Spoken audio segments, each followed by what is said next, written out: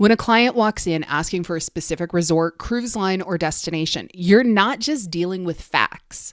You're dealing with their perception of what that trip will be like or what that trip is supposed to give them. In this episode, I'm joined by Russo from Virgin Voyages to dig into the gap between the perception and reality in travel sales. We talked about clickbait reviews, viral never again videos, the power of truly understanding your client and why your job is not just to be an order taker, but instead be a trusted advisor who can confidently recommend what will actually serve them best. We get into inclusivity, psychographics versus demographics, and how to use your business development managers and industry community to fill in the experience gaps, and why value almost never equals cheapest. Sean also shares his top tips for selling more Virgin Voyages and why selling experiences, not itineraries, is what will keep your clients coming back again and again. If you've ever felt torn between just booking what they asked for and recommending something different, this episode is your permission slip to step fully into your role as a travel expert. So let's get into it. This is the Art of Selling Travel Podcast, and here to guide you through it all, your host, Glenda Beagle. Welcome, Sean. Hello, how are you doing, Glenda? Awesome. I am so pumped for this. You were actually the very first one that got an email when I decided to shift the direction of the podcast. Actually, what I really laugh at, I don't know if I've ever told you this, I got an email from another rep after Calgary, making a comment or a message or something about the podcast. And I said, oh, great.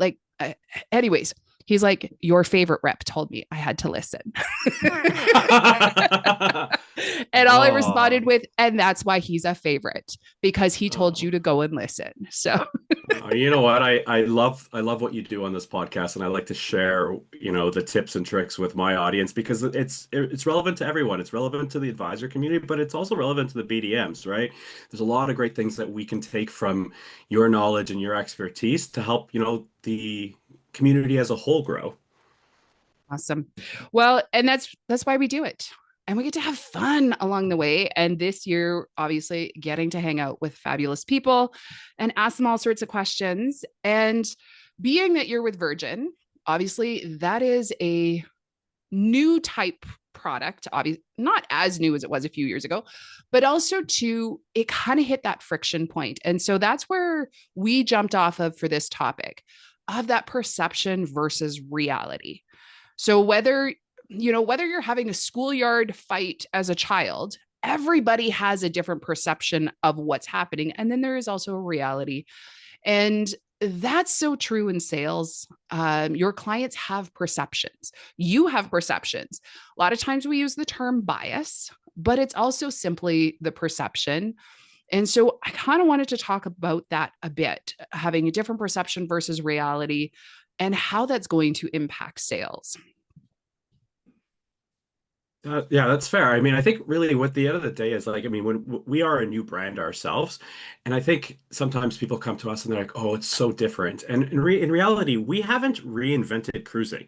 We're just editing it. We're putting our own spin on it. I mean, at the end of the day, we are still a cruise, right? And just like any other great product that an advisor sells, it's just really about understanding what works and what the reality is, and how brands themselves just remove things that don't work in their minds or from feedback from, their own clients around there.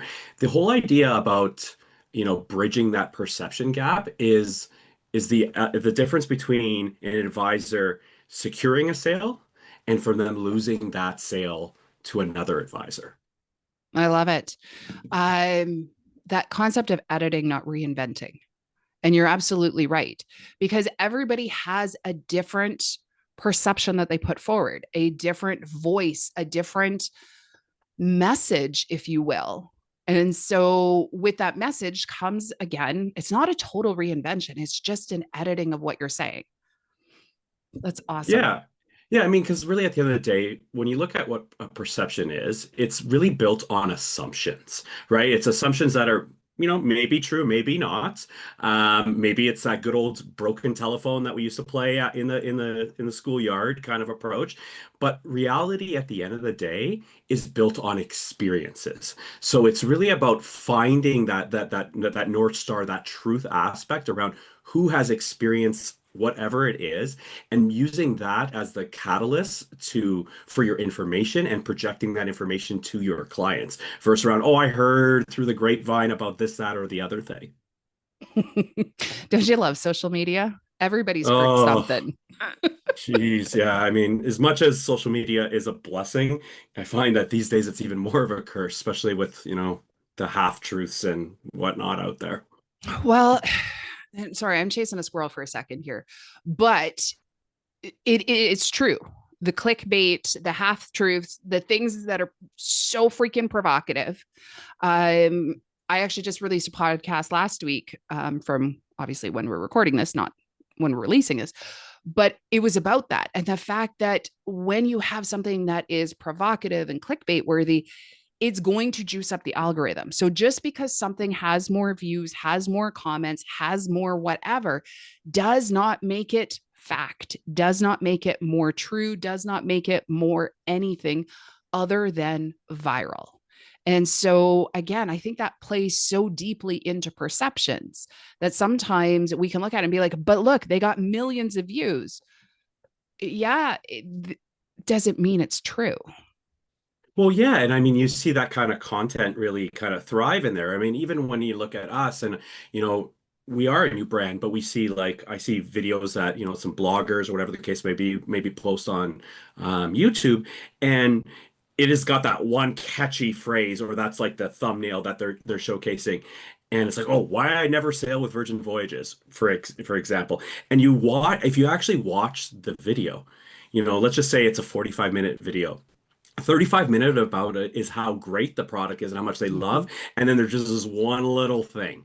There's one little thing that, maybe it was just the weather or they couldn't get into their favorite restaurant at their preferred time. And it's like, oh no, let's blow this up way bigger than it needs to be. But unfortunately, for the average consumer, whether it's, the end traveler or for an advisor looking for advice because maybe they don't know a lot about the product, they gravitate on that and then they automatically have that perception or to your point, personal bias around things, and they push it off to the shelf. So it's really about kind of understanding that the difference between those two and making sure that they articulate, to their audience about the truth kind of components, that reality component.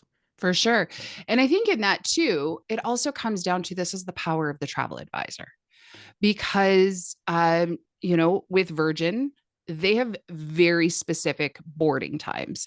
And I know that Disney does, and there's one or two others, but I've also been on a lot of cruises. It's more of a suggestion. They Yeah, want you with to come during your time.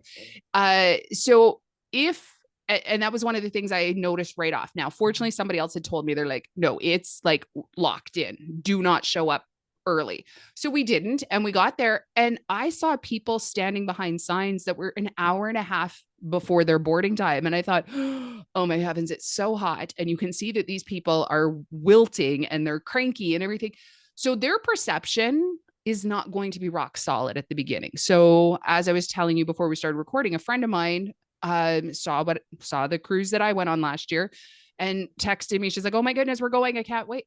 And so she's like, "Do you have any tips?" I'm like, "Don't go early." And then she's like, "What other?" And I'm like, "Did you book with an advisor?" She's like, "No." I'm like, "Then you're limited." But at the same time, that's where an advisor comes into play because these become the things. Because when you can respond, set them up properly from the start, no matter what the product is, no matter where in the world, it can just simply be little things like don't show up early or don't show up late. And all of these other little things, they can be the smallest little piece, but it can absolutely completely change, or edit their perception or their reality of what their experience is. And so, 100%. I mean, yeah, I mean, even looking at that instance, right? The perception is, oh, if I show up a little earlier, I'm going to get on early. The reality is, well, in order to keep like an orderly fashion and to make it a smooth process, we assign, times, or like other cruise lines like Disney or whoever assign times. Because I'm like you, I've been on those other lines where it's a suggestion and you get out of the Uber, your taxi, you're like, what the hell's going on here? Why are there thousands of people, fighting to get on? Or you go on one of the other ones where it's like, okay, it's 2 o'clock. I'm going to show up like 10 minutes before, and it's smooth sailing, pardon the pun, right? You're enjoying yourself right away versus having to sit outside, in that wonderful Floridian heat. Yes. As an Albertan, nothing feels better than that when you're shoulder to shoulder with all the people who are cranky because they didn't understand the rules either. Uh, that's just the best way to start. No, for real. It's such a different experience when you know what the boundaries are, when you know what the rules are. And if you were to take somebody who is standing in line for an hour and a half and somebody else who understood the process, and then you were to interview them within 10 minutes of them boarding the ship, which one's going to have a better experience? It's going to be the one who knew what the rules were, who knew what everything was. And that's why it's so absolutely important for the travel advisor, one, to be educated on that, but two, to make sure that they're conveying that to their clients as well. Because otherwise, what you're going to have is somebody who goes viral on the internet who like standing in that line, showing everybody lined up, and they're going to be complaining. Now, those that understand the reality of it will be like, that's because you showed up early. You just don't do that. There's actually an influencer online that I follow. I actually don't know if I follow her, but I've watched enough of her videos that she just automatically shows up. And she will have one video, I'm never sailing this line again. And immediately the next video is, oh my goodness, I'm so excited. I'm going. And I'm like, but which one is it? And as somebody who is a little bit more objective on it, I'm just confused by the positioning. But as a prospective client, I would look at that and say, well, you said never, so I'm going to go with never. And so it's that split moment that you've now shaped somebody else's perception of it.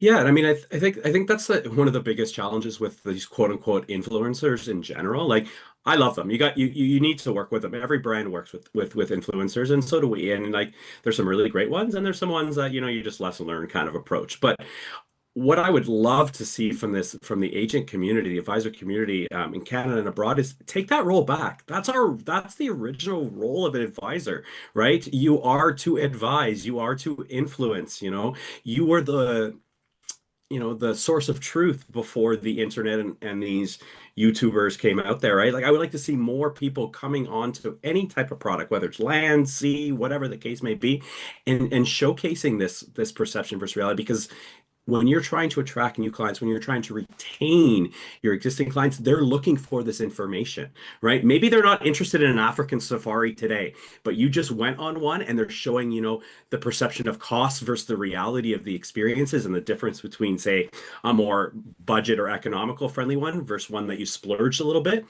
If you can showcase those differences to people and you're authentic because they know you're not someone who's just got a walkload of clicks or likes, or they've got a catchy thumbnail, you're gonna win, right? And that's what, like, if the community could just grow and to re-harness that would be such an amazing thing for our whole industry.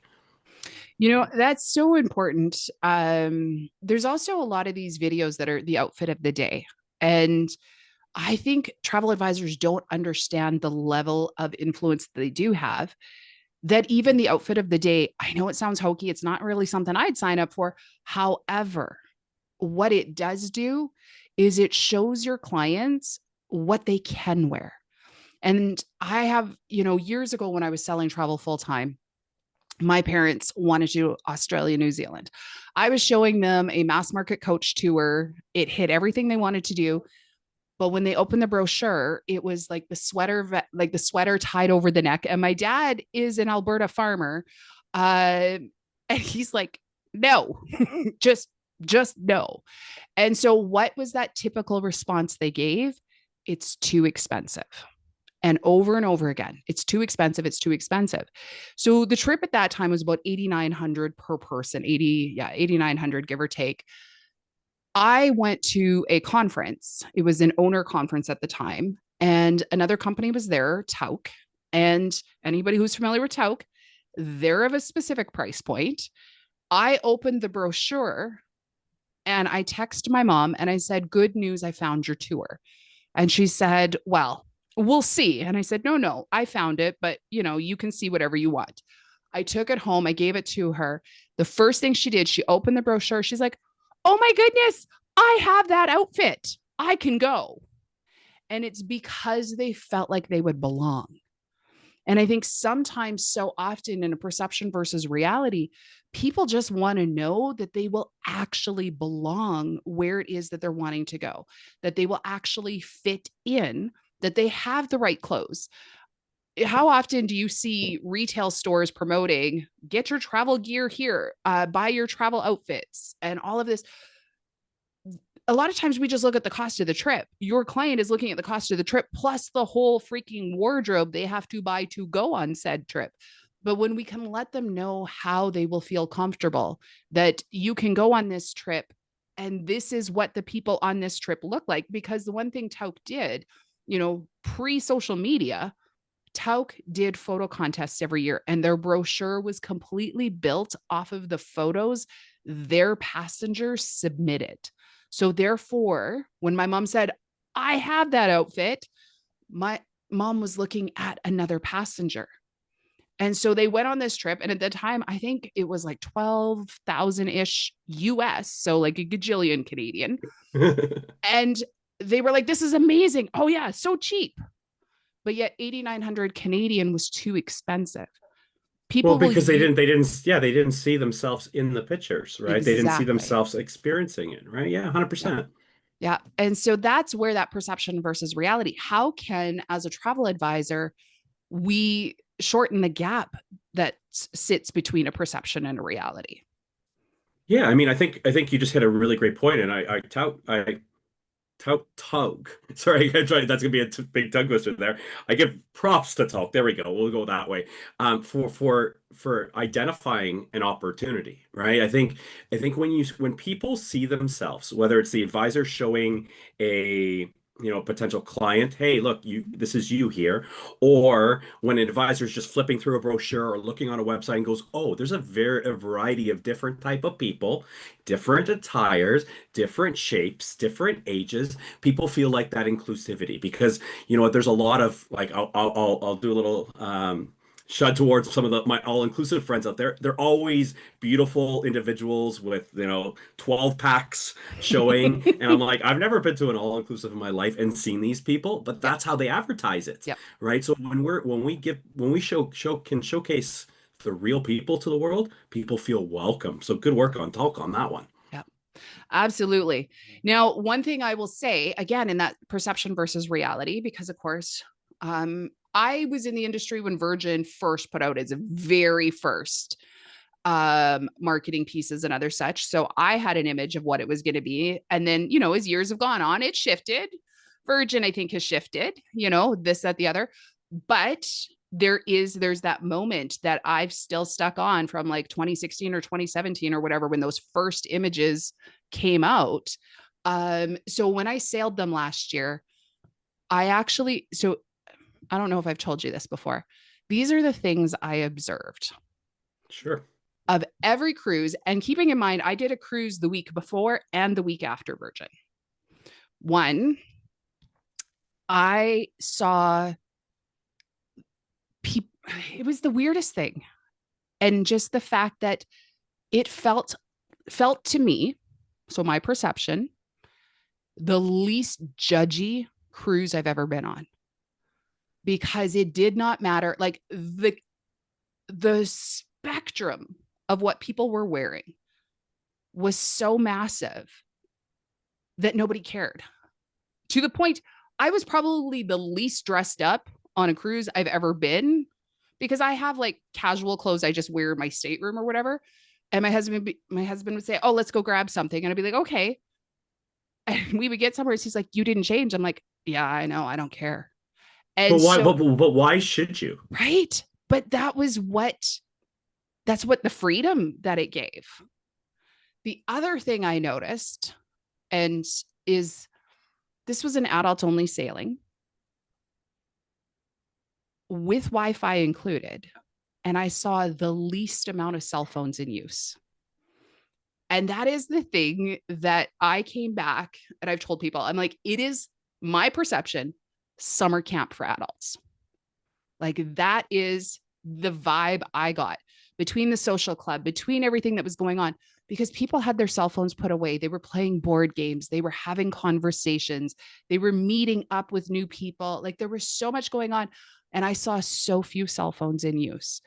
And actually, because that particular cruise, I had advisors on there with me. We had an in-depth conversation. One, every one of us that was there had an entirely different vacation because of our own personalities. We all had our like a wildly different vacation, even though we were all together.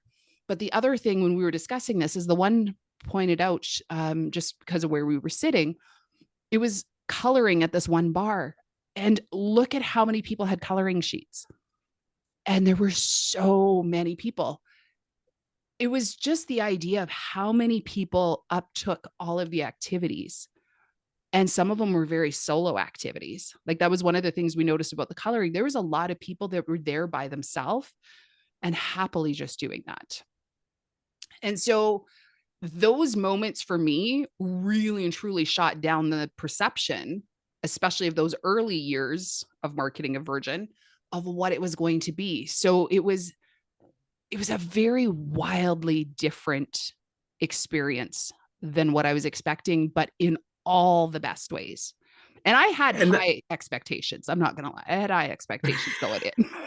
You know what? And I think anyone should have high expectations of the holiday, because at the end of the day, when you go on holiday, you're investing, it's an investment, right? You're investing your hard-earned money. Your clients are investing their hard-earned money through you as when you're an advisor on these experiences. You should have that. But to backtrack a little bit around like what your perception was back in that 2016, 2017, yep. That's us doodling on a pad of paper. That's us like storyboard going, okay, we're coming out with this new idea. This is who our perception of who our clients are going to be, or as we refer to as sailors. And you know what? When we first started, that's probably what you saw, or what you thought is what you saw right at the beginning. And then we realized it was so much more, right? Because the perception around with us specifically is more around Virgin Voyages for a very narrow demographic, right? It's for that millennial just outside of millennial. And really what we've come to notice, and what our clients really have come to appreciate, that the common thread isn't necessarily about age or lifestyle. It's more about the mindset. So to your point where and this goes to any kind of brand, is when you break down barriers, right? When you open up an experience for people that value freedom, flexibility, and ultimately choice at the end of the day, you're going to have couples, you're going to have friends, you're going to have business professionals, you're going to have those empty nesters and everything in between that are coming together to enjoy something. To your point, it was, to you, it was more like a summer camp for adults. Yep. Some people, it's that peaceful experience where they can find a little nook and read a book. Like I usually read 2 to 3 books in like a 4-day cruise because I just find the time and I'm not being inundated by a bunch of other things. Or for those other people, there's that social atmosphere where every second of the day they've built programming themselves because they have that FOMO. They want to go here, they want to go there. And that's okay. It's their holiday, regardless. At the end of the day, let them go enjoy themselves. Let them have that freedom. Let them have that flexibility. And that, in reality, is the reality versus, what even you came across back in 2016, 2017. Absolutely. Because if I think back to that, and then I look to what we experienced, one of the comments that actually got made, because one of the women that was with us is plus size. Well, I am as well. But as she really looks at that, there was very few chairs that had arms on it, which meant it was more size inclusive. The shower was one of the best size inclusive she's ever found. There was all of these different things all the way along that the original perception of Virgin you would not associate with plus. And yet to her, she's discovered this entire brand now where she said there's so many opportunities for plus size people to feel comfortable. And again, back to that no judgment, she said, at no point did I feel judged for my size the whole time I was here. And so there's all of these different moments that, but yet if we went on that original perception. So that is where, although this is where I find myself in a catch 22, because there's a reality that travel advisors cannot experience everything all the way across. They cannot try 100%. every cruise ship, every destination, every, like, it's just, it's not possible. So how can we help travel advisors, or how can a brand like yourself help travel advisors to close that gap between perception and reality? Yeah, I think the easiest way to do it is actually go from firsthand experiences. Not necessarily because, to your point, they can't actually attend everything out there. It's finding that network, that little squad of people you have, whether it's, within your physical agency, if you're a good old brick and mortar, or your home-based, little organization, where you can ask actual people who has, in our case, who has sailed for, who has done an African safari with this cruise line, who has stayed at this brand of all-inclusives in Mexico, or whatever the case may be. So you can say, okay, here's my scenario. Here's what I'm thinking based on the marketing, based on what I've read. What is your reality for it? And if you can get even more micro in terms of like talking specific about your clients and maybe their concerns, because at the end of the day, as advisors, we're blessed with so much knowledge about our client base, whether it's a specifics on a couple or an individual, or just our general demographic of where we are located in Canada, in specific cities, wherever the case may be. So if we, using your analogy, or your story around that wonderful plus size lady about her concerns potentially coming into something, and then the reality around that is, go, listen, I had this client, who these were her concerns. Based on the experience she had, she came and walked away from it with these, like, accolades, or whatever the case may be. It's the same idea as, like, even if you look at back to something like that every travel professional deals with, travel insurance. Like, I remember when I was traveling insurance, I mean, I didn't have horror stories, right? I was green at the time, and I'm trying to sell something to someone without knowing. But guess what? I got a lot of really great stories from my colleagues and people within the company I worked for, of like, okay, yeah, you think everything's going to be kosher and ready to rock, but have you thought of this? Or let me tell you a story about this individual who experienced this and the outcome was that. Those kind of things will help, build that confidence in yourself and really give you that ammunition, if you were to overcome those perceptions. Love that. Love that. Because you have to proactively go out and search for that sort of information. Because even one sailing on one cruise line or one cruise ship isn't even necessarily going to set you up for the overall, because everybody can hit a bad week or everybody can hit a good week. There's all of these different sorts of things. Something else that you tapped into there a little bit too, I want to circle back to. And I know in my coaching, because we've all talked about niche and we've talked about understanding your ideal client and other such. I myself am really going away from a lot of the hard demographics and going heavier into the psychographics. And I think earlier you touched on that too with Virgin, that, yeah, you started off here, but it's really shifted, and it's shifted into more that mindset factor and how people feel and think and whatnot.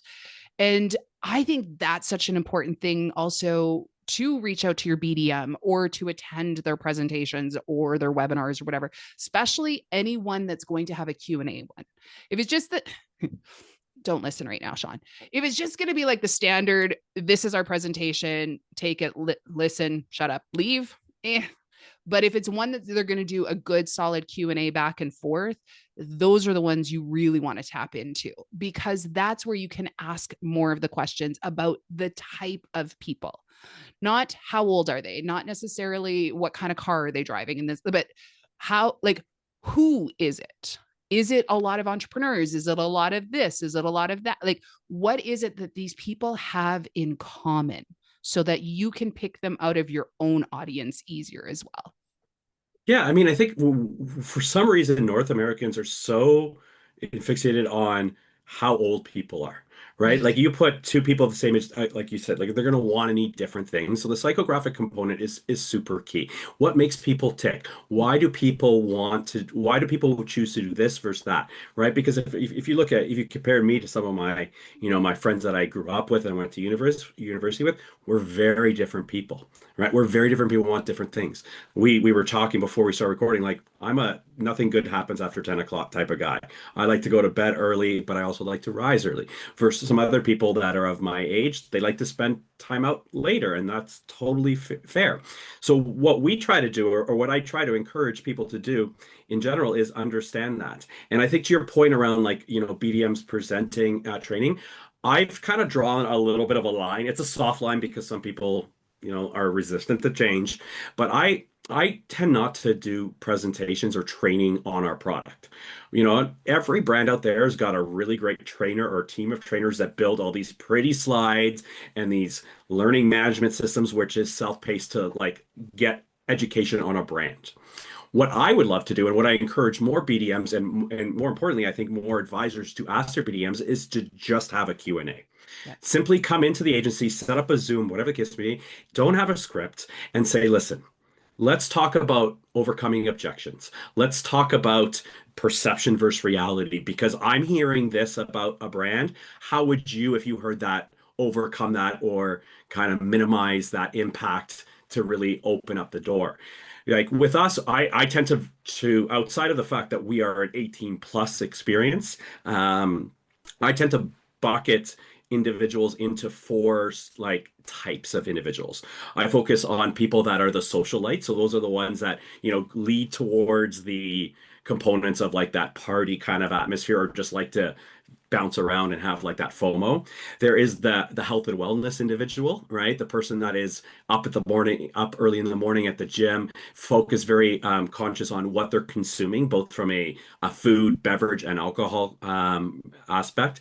There's the foodies that are like, all I want is that Instagram photo, but I want that quality over quantity, right? And then there's the adventurer, the one that is the what I call the true traveler, the one that is using like like a virgin ship or any other kind of ship or experience around understanding and appreciating the world that we're at. They're not closing their eyes going like, I don't know where I am. They're like, no, I'm intentionally getting off, and I'm intentionally connecting with the locals to experience, what a country, a city, or whatever the case is truly all about, because they value that in their travel versus just R&R.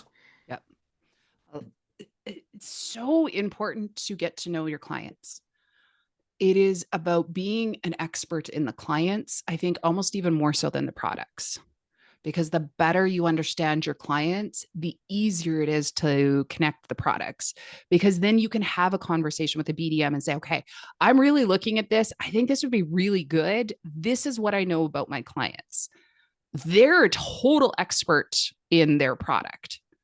So when you know your client, they'll be able to tell you yes or no. They'll be able to say, yes, this is perfect for your group. Your group of 50 people, based on this, we are rock solid. And they're going to tell you whether or not it's the right one, because I promise you, they don't want 50 people that aren't going to like them to come on their ship. They don't want that, because that's not going to help anybody in the long run. Yeah, like I mean, I was speaking at a conference a couple weeks ago, and an agency owner came up in front of the whole group and said, if my client comes in and asks for product A, I'm going to sell them product A. Oof. And yeah, Oof. I was like, whoa, wait a second. Right. And it actually started this really great, healthy debate. And I think debates are in general are healthy. It's not argumentative. It's Yep. more around seeing perceptions, right? Yep. Of either person's perception kind of going with what you want.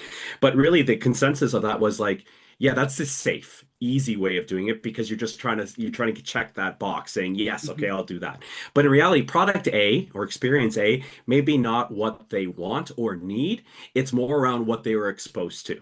So a lot of times when people see a lot of, whether it's print advertising, television advertising, whatever the case may be, they say, oh, I am that product. I want to experience that product. Sure, they may like it, but there might be that something else that's in the back pocket of the advisor, a new product that maybe just doesn't have the advertising budgets to push things out that certain way, or chooses not to, for that matter, that you can do it. And that's what's great about working with an advisor. You should stop and go, okay, ask curious questions. Why do you want to go on product A? What about product A are you gravitating to? What have you heard about product A? Whatever the case may Mm-hmm. be. And then based on that, going, okay, well, as your travel professional, your advisor, whatever vernacular you're using, we can use that. We can definitely go that route. However, based on people that I've spoken to that very similar to you or have those same needs, wants, desires, whatever the case may be, I also want to recommend product B and product C. Right. And then showcasing those elements, right? And you do it purely from the side of the end user, the traveler, not from your pocketbook, right? Not based because product B or C pays you bigger commission, but it's a better experience because really we're in it for the long run. We're here to build relationships, both from a BDM and a advisor perspective, but most importantly, the advisor is building that relationship with those clients. And you don't want to just have a quick sale. You want to build that longevity. And I can guarantee you, if you put them on product B, based on what the reality and need for them is, they're going to have a way better time and they're going to trust you and recommend you to their fellow travelers. 1000%. I actually had clients that came to me once. I want this property. And I said, okay, great. I have a policy. I always do a consultation, even when you know what you want. So I went through, asked them, everything checked off, everything else. And just before I said, okay, so I want you to be very aware. I don't judge anything, but are you aware that this is a swingers resort? To which they were like, no. Because one of the first questions I ask is, what drew you to this? Oh, our friends went here and said it was the best vacation ever. So I had gone through, like, in terms of restaurants, in terms of this, in terms of that, it did check every box. But when I got to the point, it was a swingers restaurant or resort, they stopped and they went, oh, our friends make more sense now. No, that is not what we want. And so, can you imagine what would have happened if these poor people went there because the advisor just said, okay, perfect, let me take your order. Did you want fries with that? And so, my role as an advisor is always to make sure that the clients understand, because the experience Aunt Betty had at this property is not necessarily the one that you at an entirely different stage of life are going to have. It's the same idea with TripAdvisor. Oh, well, everybody gave it 5 stars on TripAdvisor. That's based on whether or not it met or exceeded their expectations. That is why there is a buttload of 2-star resorts on TripAdvisor with 5-star ratings, because they went in knowing that they were getting a 2-star hotel. So when the drinks flowed and this happened and that happened, they had the best time ever. And the reverse of that, you have a lot of 5-star properties that have 3.5 and 4-star reviews because it didn't meet the expectations. So it's having those conversations to make sure where they're getting their information from, what prompted that. Like you were saying, it could just be, oh, I saw it on TV. There's, certain cruise lines that we see them on TV all the time and have massive brand recognition. And yet they may or may not be the right choice for your clients, but they saw it, or they got a mailer, or they got an email, or whatever it is. It doesn't mean that it's the right choice. It's just the name that they remember. I even had a client once that came to me, wanted to book a specific product. And when I asked them, they said, oh, well, and I can't remember where it was that they had seen it, but because I had seen it too, I knew they gave me the wrong brand. But it was just a brand that they remembered from something else. And so when I showed them, and they're like, oh yeah, that's the one I want. And so it's having these conversations and not just being the order taker. A friend of mine recently, her and I have been having a lot of conversation. I'm going to be doing a podcast on it shortly. She's been booking with travel advisors the last couple of trips and has been wildly disappointed. So she's actually talking about going back to booking it on her own. And one of the things, especially in this last one, and this one is for sure going to be an episode soon, she's going to a wedding. And when she was talking with the advisor, she's like, okay, well, how would this, like, I'm not familiar with this property. And so she asked, well, where where did you go on your last vacation? So she told her, and she's like, oh, I could never charge that much for a wedding. And so when she's telling me, I'm like, oh my heavens, that the one that she went to that this other one could never charge for is Mm. the bottom. It was my budget property when I was selling travel. And and so she's making all these decisions. I could never charge that for a wedding. And yet the conversation is that the engagement ring for the bride is somewhere between $50,000 and $100,000. And yet money's become the key object here. And so my friends messaged me when she first told me the property. I was like, oh, because there was a whole bunch of food poisoning in the Yeah. Facebook groups back then. Now that they're getting close to departure, it's coming back again. And I'm like, yeah, that's kind of what happens at this property. Like when she had first told me, I'm like, are they locked in on that property?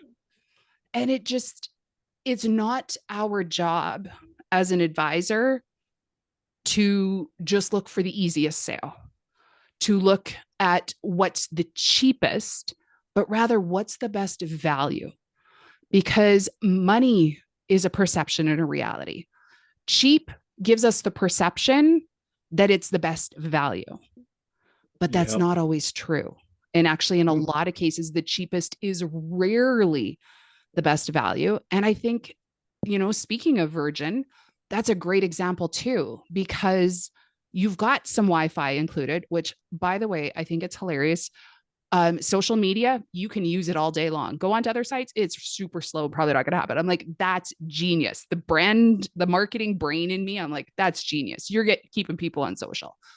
But then the nickel and dime that I experience on other brands that was different with Virgin, even just simply the fact the soda is included, that all of those specialty restaurants aren't specialty restaurants. That's just how you eat. There's so many ways that when people look at the original sticker might be, ooh, that's expensive. But these are the things your clients are paying elsewhere. When we went on the one cruise, went on Virgin, and then the following week did a different cruise line, that first day we were asked 9 times to purchase a dining package on our first day of the sailing. And I'm like, could you leave me alone? Well, I mean, like to your point, it's that idea, right? Value is, I think, what people remember, right? And right is with us, yeah, we're a little bit more expensive, but it's about understanding. It's before like advisors when it comes to this, again, perception versus reality. The idea is we should never be asking individuals what their budgets are per se. We should be focusing around what their non-negotiables, what their needs and desires are, right? And then based on that, marrying those needs and desires or non-negotiables, whatever the case may be, to a product. Mm-hmm. And then that's what I used to. And granted, I wasn't a really great travel agent. I'll be completely honest. That's why I'm on this side of the equation now. But what I was really great at doing was saying, okay, I was a really great listener and saying, okay, based on what you wanted, Glenn, this is what I'm recommending, and the price point comes to this. And then I'd be like, if you balked at that price, like, perfect. What are you willing to, go without? Yep. And 9 out of 10 times, and I know that's a random stat, but 9 out of 10 times you wouldn't go without because you value those experience, right? Yep. So even when you're comparing like cruise line A to Virgin, for example, yeah, Virgin's a little bit higher. But if you've got clients that value specialty dining, like they're going on these other cruise lines and spending, 300-400 bucks to eat at these restaurants, well, Mm-hmm. they don't need to worry about that with us. If they are that socialite who values the internet, I mean, I try to get off it when I'm on board personally, but if they want to be on social, well, that's great. For me personally, like the idea of that health and wellness component that's included. I love doing yoga. I like doing meditation. But when I go on the other brands, I'm spending $15 to do that experience. Versus here, I just sign up and go. So really, at the end of the day, I can go on cruise line or anyone could go on cruise line A, still have a really great experience. But at the end of the day, they're going to walk off probably paying more than they Mm-hmm. paid on another brand that had those inclusions. So it's really about doing that math. It does take a little bit of an extra step, but that's going to give you give your clients that satisfaction and really that trust that you're not importantly just selling them something, you're actually listening to them and guiding them down the right path. And that for my friend, I think is critical because as she said, she goes, I'm not understanding the value of a travel advisor. She goes, because they're not sending me anything of value. 3 weeks before the wedding, she got an email, make sure you've booked your pet boarding. And she's like, if I'm 3 weeks out and I haven't booked pet boarding, I shouldn't be allowed to have pets. But two, and before she even said it, I'm like, there's no space left. If you're 3 weeks out, pet boarding is already gone. And she's like, yeah, tell me what I can bring into the country. Tell me what my luggage allowances are. Tell me the things I need to know. Give me value. So they've actually booked a cruise with somebody else. They've booked on their own. And when she's telling me this, I'm dying a little because I know this is completely the wrong cruise line for them, but they did it on their own. She's like, but I didn't know. But this is where the consultation part has to come in. When a client comes to you, it sounds super fun for somebody to be like, okay, this is what I want. This is what, ask them questions. Because to a client, even if what you book for them is exactly what they've asked for, there is a perception of value in them knowing they've made the right choice, in them knowing that now they've run it through somebody else who's an expert and they've been able to reaffirm for them, this is the right choice for you. Oh my goodness, you did so good. I love what you've chosen. Rarely in all my years of selling travel, I sold travel for 20 years. Rarely did my clients book exactly what they came in asking for. It was so incredibly rare. Almost always, we either upgraded the room category, or we upgraded to a different property. In a lot of cases, we upgraded to a different destination altogether because their frame of reference is so limited. And when I could change it, it shifted everything. I have one set of friends. They were booking with friends of theirs that had found a deal with an online travel agency. So they were like, well, we're just going to go, we're going to do it. And I remember saying to the wife, okay, if you do this, you've got to do this, and this, because I know your husband and these are the minimums. I still have never gotten the whole story of what happened on that vacation 16 years ago because they were so horrified at how bad it was. And they came back, and the promise from that moment forward is they would never book anywhere else. And they haven't. And it's just one of those things because we were at a party a couple of years ago and they finally started telling us some of the stories of what had happened there and everything else. And I'm like, even I couldn't have imagined that's how bad it could get because like the septic all backed up. Everybody had food poisoning. Like it just, yeah, you can imagine. It's a perfect array of bad things happening. Everything. But it was also just that reaffirmment because from the moment they said, this is what we're doing, I said, one, I can't get that price, but two, I would never send you here. It is okay. In fact, I encourage it. If this is not a product you would sell your clients, don't sell it for the sake of making a sale. I have turned away clients saying, I am not comfortable putting a client here. I am not comfortable doing something. I had clients come to me once who were young girls, 18 years old. They were all going to Thailand. They were going to go on this amazing adventure. And the one wanted me to talk her mom into letting her go. And after spending some time with them, because I did know them personally, spending some time with them, hearing what they were doing, looking at what they were looking at for information, I said to her, you don't want me talking to your mom or you're never going to go. And it ended up coming to a point where I actually told them, in my own conscience, because I wasn't able to sleep at night, I can't book this for you. But I gave them guidelines and I gave them suggestions because one of them had a mom who was just doing all sorts of random things. And I'm like, but you at least need to do this for the laws and whatnot. But I'm like, I can't book it because I can't be responsible for that. And it's okay. But you know what? Like, I think one of the other, like, the biggest things as well is like, there's also, I think sometimes we get in our own heads as advisors, right? Because I think, I mean, we've been talking about, this whole idea of perception of reality, but let's break that down even more micro. There's advisor perspective versus client reality, right? Yep. And I think sometimes we as advisors, we worry or quote unquote worry, our clients aren't going to like our suggestions, or they're not going to Hmm. like the different thing we're throwing at them. They're coming in for product A, I'm pushing them product B or C. Yep. But what I want to tell people, just from just years of doing it from this side of the equation, clients are more open-minded than advisors are 9 out of 10 Oh, times, for right? sure.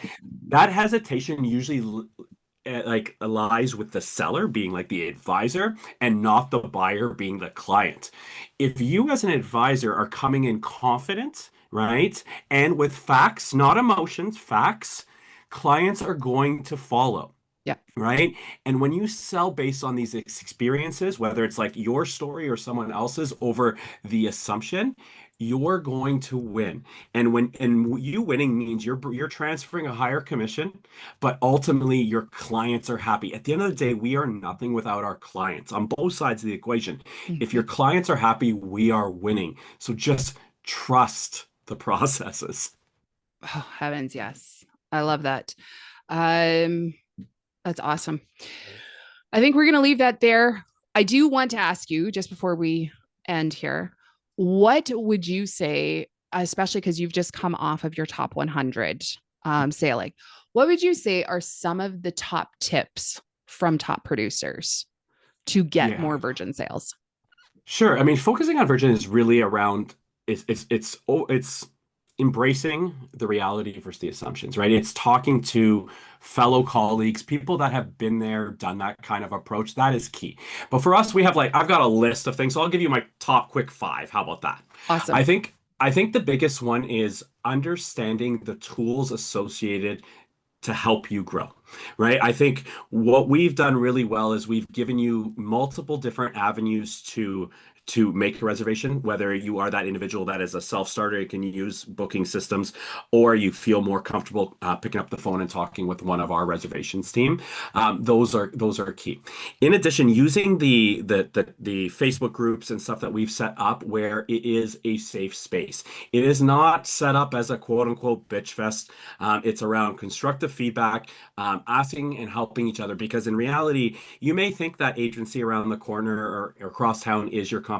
They're not. Mm-mm. You should work and community over competition and build each other up. Because the stronger we are as a community, the better we are as a community, the more people will call us in general and say, "Hey, I want to work with an advisor." The other aspect is to lean into those smart upgrades and opportunities. There are a lot of times where someone will come in saying, "Hey, I want, let's just use Virgin. I want Virgin." Great. And they've looked at an ad, they've went on the website and they've done their pre-homework, if you were.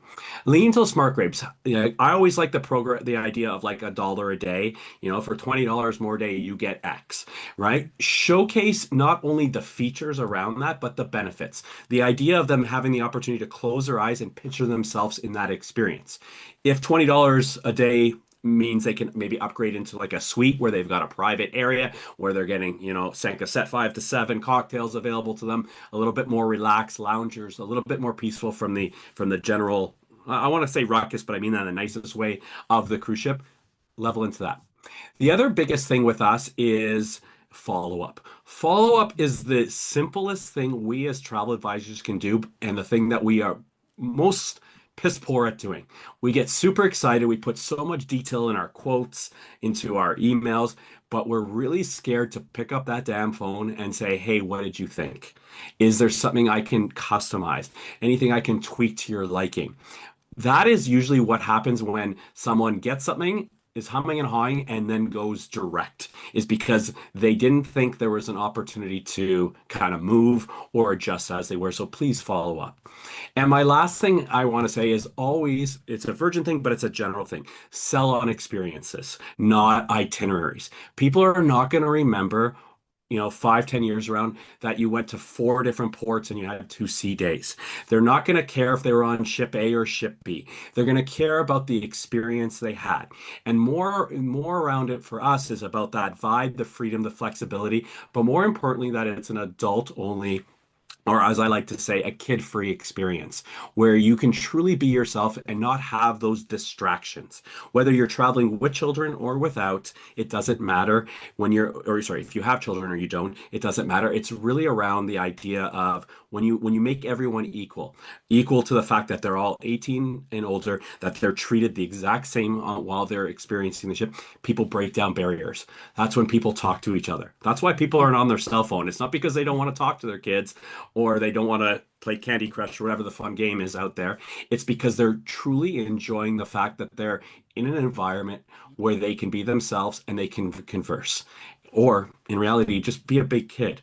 Because I remember when I was a little kid, and when I see my nieces and nephews in the playground, they're talking to everyone without a care.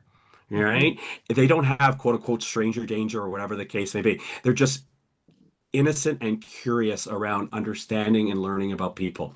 When you take away all those barriers that travel has put around us and you put them in a safe environment, we're all big kids again, and it's such a magical experience. I love that. I will say, when you just said that, the comment I kept making is I had never felt more free to be as what I was that week on Virgin. I was free to be me, and it did not matter. It wasn't that you were going out, you were just going. And so whether I was laying on the hammock, which by the way, I will pay a premium to have that hammock. Well, My the good thing husband, is 86% of the cabins have them, so you're right? you're pretty good for it. Actually, my husband and I were laughing and we're like, we got to find out if there's staterooms that have two, because we actually discussed that we just might have to get adjoining staterooms so that we each have our own hammock. Because fortunately, I was leading training on board the ship. So he was told, anytime I'm doing training, the hammock's yours. The rest of the time it's mine. So, Well, then I need to get you on Brilliant Lady because there is a whole deck that has two hammocks on the new ship. oh, okay. I was on Brilliant Lady. I was apparently in the wrong category, but Yeah, you were on deck 8. I did not fully comprehend the magic that is these hammocks until I was there. The concept of it, I'm like, that would be cool. There's nothing like actually experiencing it and enjoying it. And it was marvelous. Thank you so much for joining me, Sean. This has been awesome. I can't wait for the advisors to get this. And until next time, guys, happy selling. This is the Art of Selling Travel Podcast. And here to guide you through it all, your host, Glinda Beagle.